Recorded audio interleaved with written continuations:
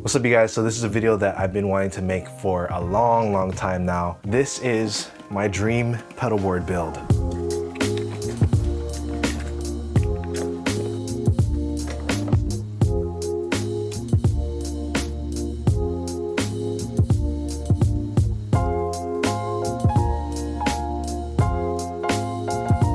If you guys been watching my videos for a bit, I've been using the Fractal FM9 for maybe about 3 or 4 years now. It's never failed me at a single gig yet, knock on wood. So I've never really felt the need to build a pedalboard until the last couple of years. The reason being is because within the last few years, I've recently taken on the role of being MD and playback for the artist Maoli. That being said, I now have a lot more gear that I have to travel with. I have a redundant playback rig, I have this pedalboard, I have my guitars, I have my cameras, laptops. And so because of that, my setup time has been getting longer and longer every single year. And for a while it was fine, I was just dealing with it. But it wasn't up until this past year when we played in Fiji for the artist Fiji's Homecoming show that I just ran into the biggest headache with my setup. Normally it takes me about 15 minutes or 10 minutes if I'm really hustling to set up all my gear. And so because we were headlining day 2 of the festival, we had to sound check early. So I set up all my gear, we did sound check, was totally fine. But after sound check, because I'm standing in the front, I had to break down my rig and set it aside so that other bands could sound check. And so what I typically do is I literally put everything back into their cases and put it nicely away. But one of the techs asked me if I wanted to put my pedalboard on this rolling platform that they had. And so I was like, sure, why not? I'll try it out. I'll put it on there, put all my cables on there. The idea was that when it was our time to play, I just roll out my stuff, plug everything in, and it was ready to go. But 8 hours later, when it was time to play, by the time they rolled out my stuff, it was just a mess. It was just like a rat's nest all over my pedalboard, and it took way longer to set it up because of that. And I'm not blaming that tech.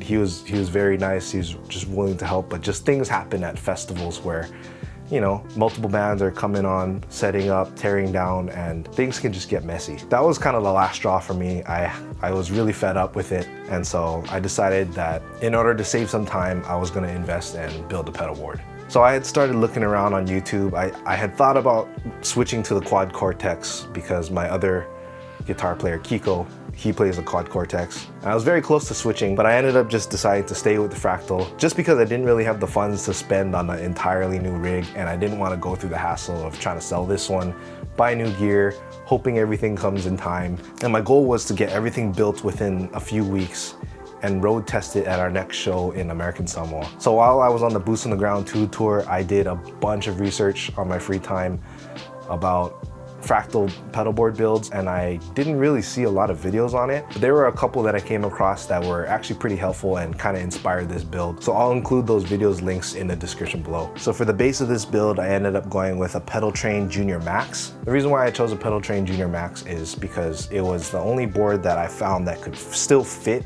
within my Pelican case, that also was relatively budget friendly and could fit my FM9 and my expression pedal and my wireless unit all on the same board. I didn't want to try to go smaller and have my wireless or my expression pedal off to the side. I just wanted everything on there so I could just take it out of my Pelican, put it on the ground, plug in a couple wires, and be ready to go.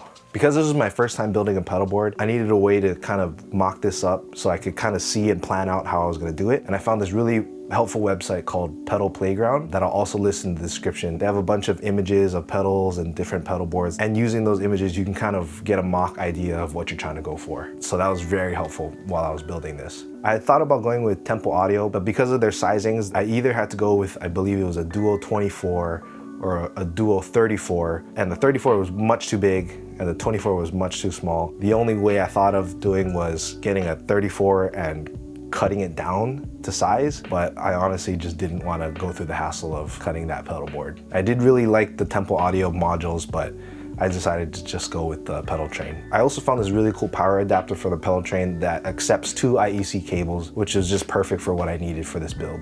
Another person that I took inspiration from this build was Mason Marangella. He had this video where he took Carry 2 Smooth's old Pedal Train and completely redid it. What I took away from that video was the trick that he used to fully maximize the Pedal Train's surface area, and to do that was just simply putting a board on top of that. So what I did for that was I just found a cheap 1/2 inch or 3/4 inch piece of wood from Facebook Marketplace. I think I bought it for like $5 or something. I sanded that down, and initially I was trying to cut it with a hacksaw because that's all I had, but that was just taking way too long. So I called up one of my friends and he helped me cut that down to size.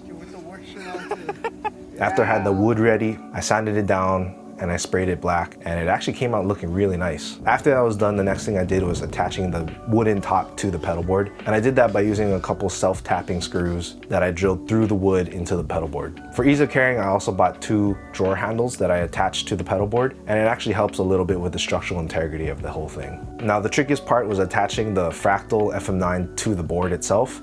I did end up using dual lock, or it was some sort of variation of dual lock that I found at my local Home Depot. There was another FM9 build video that I took inspiration for this, and it was by Matt Wright Music. Because the FM9 has a little gap underneath when you keep the feet on, what Matt did was he got a couple pieces of polycarbonate, cut it to size, and then stack them together so that you could use the dual lock, and the dual lock would actually have a firm connection. So that's what I did, and it's been working pretty good so far. All in all, it was a pretty straightforward build, and it was so much fun doing it. It was my first time building a pedal board, and I'm really stoked to how it turned out. Now, there is one drawback to this build, which if I had gone with a temple board, it maybe would have solved this, but unfortunately the board is pretty dang heavy, which actually does have some pros and cons. The cons would be that obviously it's heavy, and because we fly a lot for our shows, I'm trying to keep my Pelican case under 50 pounds, which it is so far, but it's really close to 50. But at least the good thing is I know nobody's gonna move my pedal board. No rumbling stage is gonna shake it from where I put it. It's so heavy, it's really just gonna stay right where it is. Other than that, here's some tones for you guys so you can hear how the pedal board sounds.